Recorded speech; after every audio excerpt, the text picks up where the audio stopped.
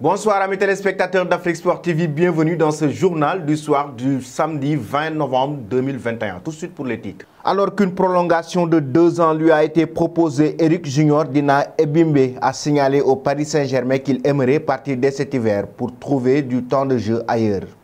En Espagne, présent ce samedi matin à Valdebebas pour l'Assemblée générale des socios, Florentino Pérez s'est exprimé sur la situation institutionnelle du club madrilène. L'occasion également pour le président du Real Madrid d'évoquer la Super League et s'adresser un violent tacle auprès de l'UEFA.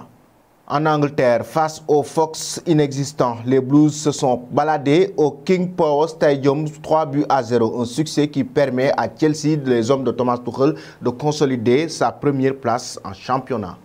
Toujours en Angleterre, Benjamin Mendy en prison depuis le 28 août dernier et en attente de son procès prévu le 24 janvier 2022. Des révélations sur l'enfance de Mendy et sa progression dans cette édition.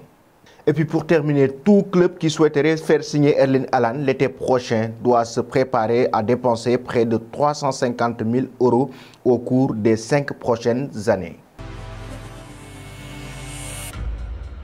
Bienvenue dans cette édition du soir que nous allons démarrer avec Eric Ibembe, milieu de terrain du Paris Saint-Germain, âgé de 20 ans et formé par le club de la capitale française dans l'effectif cette saison. Il a ainsi une place dans la rotation, mais elle est plutôt discrète et il pense à partir alors qu'il a une proposition pour une prolongation de contrat, comme annoncé par le journal L'Équipe et confirmé par RMC. Eric Junior Dina Ebimbe aimerait quitter le club de la capitale française dès cet hiver. Le franco-camerounais souhaiterait quitter le club lors du prochain mercato hivernal, déplorant son manque de temps de jeu sous contrat jusqu'en 2023. La direction lui aurait d'ailleurs proposé une prolongation de 2 ans supplémentaires qu'il aurait refusé. Le PSG n'est pas contre de se séparer du joueur. La volonté première du club reste de le conserver dans sa rotation au moins jusqu'à la fin de la saison. En Espagne, le président du Real Madrid, Florentino Pérez, confirme toujours le projet de la Super League et estime d'ailleurs que c'est ce projet qui pourrait libérer le football européen. La Super League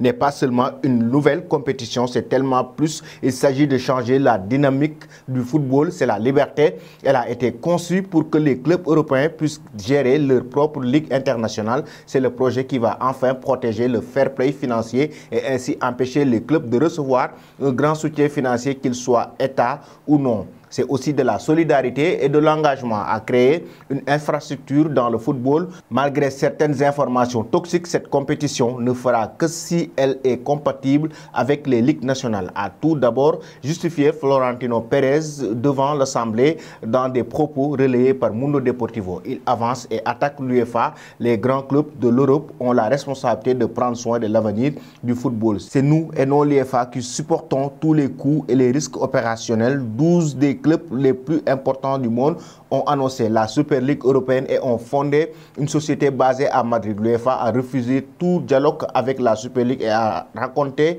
une fausse histoire. Il n'est pas acceptable que le président de l'UEFA insulte le président de l'un des clubs les plus importants de l'histoire. Ces menaces et pressions n'ont eu aucun effet sur 3 clubs avec 20 Ligues des Champions. Ces clubs travaillent pour que le football continue d'intéresser les nouvelles générations. Ce qui veut dire que le président du Real Madrid, Florentino Pérez, maintient toujours la Super League comme un projet à venir. Nous allons maintenant, chers amis, aller en Angleterre avec la Premier League pour évoquer la belle victoire des Blues de Chelsea face à Leicester pour le compte de cette journée. Chelsea se déplaçait sur la pelouse de Leicester dans le cadre de la 14e journée de la Premier League. Les Blues, habillés en jaune et noir, restaient sur 8 matchs consécutifs sans défaite, toutes compétitions confondues, dont 7 victoires entachées par un match nul concédé à domicile face à Burnley juste avant la trêve internationale. Les Fox ne connaissent pas autant de réussite que leur adversaire de l'après-midi, enchaînant 3 rencontres sans le moindre succès et compter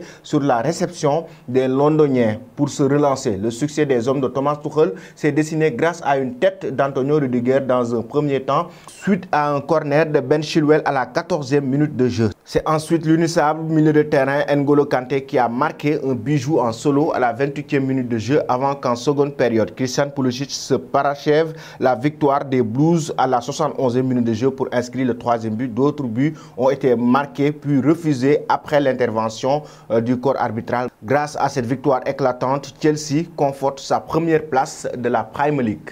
Et puis nous restons toujours, chers amis, en Angleterre pour évoquer le dossier Benjamin Mendy, actuellement en détention. On le sait, le jugement devrait avoir lieu au mois de janvier prochain. Benjamin Mendy est accusé de 6 viols et la descente aux enfers pour le joueur français continue toujours dans le Parisien. Plusieurs de ses proches expliquent qui est Benjamin Mendy. Ils font de nouvelles révélations sur le joueur français au-delà de ce que le grand public connaît et regrette que personne n'a été capable de le remettre sur le droit chemin.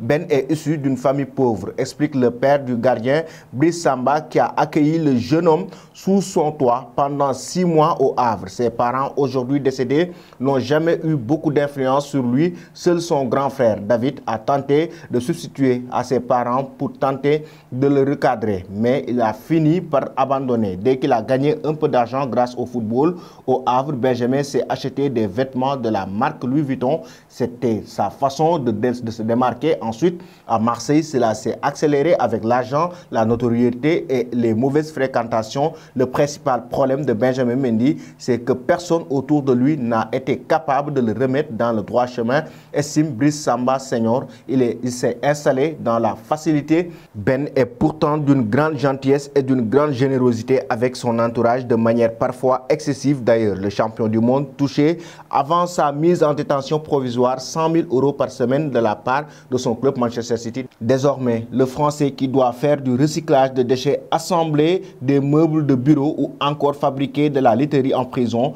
touche 7 livres sterling par semaine, soit 8,20 € par son travail en prison. Et nous allons terminer, chers amis, ce journal avec l'avenir du grand attaquant norvégien. Il s'agit d'Erling Haaland. Son transfert coûtera la somme faramineuse de 350 millions d'euros, honoraires et salaires confondus, selon le journal AS. Il en coûtera à un club environ 70 millions d'euros par an pour les 5 prochaines saisons. Pour garder Haaland à un long terme, l'attaquant du Borussia Dortmund exigera un salaire annuel de 50 millions d'euros, ce qui en fera le joueur le mieux payé au monde. En plus de cela, environ 100 millions d'euros devront être versés au Borussia Dortmund et un montant supplémentaire en commission d'agent Mino Raiola. De nombreux clubs de haut niveau, dont le Real Madrid, le FC Barcelone, Manchester United, Manchester City et le Bayern Munich sont intéressés par la signature de Haaland, mais il reste à savoir qui pourra se permettre cette transaction. Voilà, chers amis téléspectateurs d'Afrique Sport TV, c'était tout pour votre journal du soir de ce samedi 20 novembre 2021.